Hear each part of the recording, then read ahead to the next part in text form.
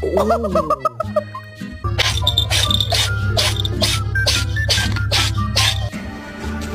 scratch mine.